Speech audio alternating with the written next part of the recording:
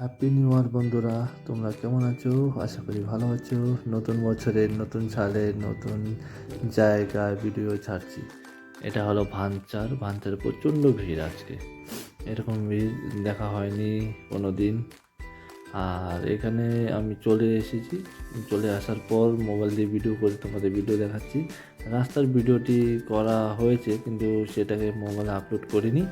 সেটাকে পরে অন্য আরেকদিন তোমাদেরকে দেখাবো। আর দেখো, আজকের ওয়েদারটা এত দারুণ নিচে।